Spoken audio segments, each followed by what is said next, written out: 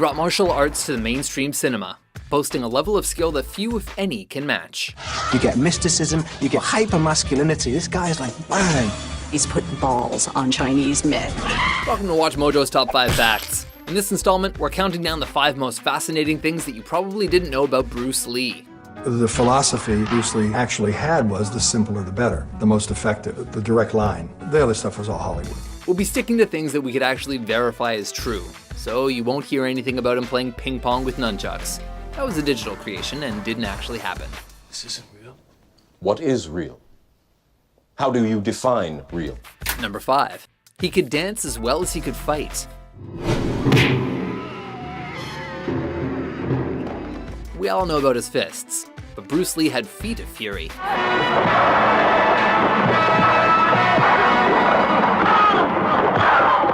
For kicking, yeah, but I mean also for dancing. In the 50s, a young Bruce Lee built a reputation as a street fighter in Hong Kong. He even ran with a gang called the Tigers of Junction Street. However, his coordination also earned him surprising recognition as a dancer. Shortly before leaving for America in 1958, Lee actually became a national dance champion when he won the Crown Colony Cha-Cha Championship. His parents knew that he was destined for even greater things through martial arts though, and packed him off on a ship to the United States. Without a lot of money to his name still, while traveling to the US, Lee utilized his second skill and charged fellow steamship passengers for dance lessons.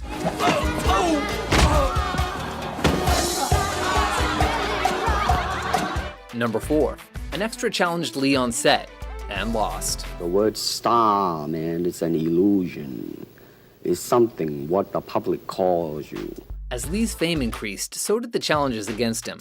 Never one to back down, he reportedly once had an encounter with an extra on the set of Enter the Dragon. Boards don't hit back. The story goes that the young man taunted Lee, who was eventually like, well, come at me, bro. Though the kid was apparently pretty good, all accounts describe Lee's systematic destruction of his opponent. And afterwards, Lee gave his rival a lesson in how to improve his technique. Another similar anecdote came out of Enter the Dragon. A young Jackie Chan was working on the film when Lee accidentally smashed him in the face with a stick. Chan laughed the incident off though, more grateful to be touched by his idol than anything else. And actually I'm not paying anymore because, young guy and me, very tough. But suddenly, I don't know why, I just pretend very painful. I just want Bruce Lee hold me along as he can. Number 3. Lee's corpse is on film. Forensic scientists from around the world came up with the conclusion that he had had a hypersensitive reaction to this medication that he had been given for a headache. For all Lee's triumph, he led a tragically short life as well, starring in just 5 movies before he suddenly died at the age of 32. How do you like that? At the time of his passing, Lee was midway through production of the appropriately named Game of Death. In order to complete the film, writers wrote around Lee's absence by having his character fake his own death. It sparked a bit of controversy, however, as actual footage of Lee's memorial, including close-ups of his open casket, were used in the final cut. Also in the final cut were a few moments where it was very clear that a body double, or a cardboard cutout, was standing in for Lee. Oh, you shouldn't have done that. No, that was a very big mistake. Number 2. Lee helped bring martial arts to the West.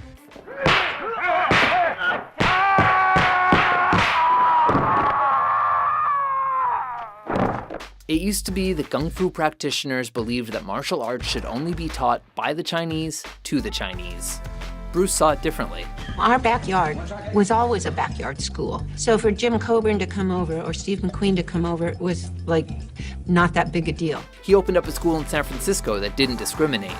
As his fame grew, so did the profile of his clientele, which included Hollywood celebrities Steve McQueen and James Coburn, and NBA star Kareem Abdul-Jabbar. Which was the best? Depending, okay? Now, as a fighter, Steve McQueen, that son of a gun, got the toughness in him. His teaching, and the fact that he was a movie star at a time when there was still a lot of prejudice towards Asian people in Hollywood, made Lee instrumental in bringing martial arts to America and beyond. And that? You're the wrong color. You beat it. Number 1. Lee was too fast for the cameras.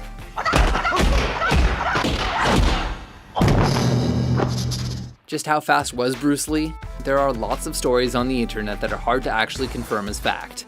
For instance, we couldn't find any footage or eyewitness testimony of him grabbing grains of rice out of the air with chopsticks, as many sites claim he was able to do. Another popular legend that we couldn't confirm is that they had to shoot his fight scenes at a higher frame rate because he was too fast to be caught at 24 frames per second. Whether that's true or not, he could clearly move fast enough to look like a blur on film. There is the finger jab, there is the punch, there is the back fist, and then low. Of course, then they use leg, straight at the groin, all come up. He did say that he learned to slow down his technique for the benefit of the camera. And still, if you slow down some of his moves, you can often see that what you thought was just one strike was actually two. So what do you think? How much of Bruce Lee is legend and how much is fact? And you really think that's true? Until next time, in the words of Lee himself, punch when you have to punch, kick when you have to kick. For more Tough Guy Top 10s and Drunken Master Top 5s, be sure to subscribe to WatchMojo.com.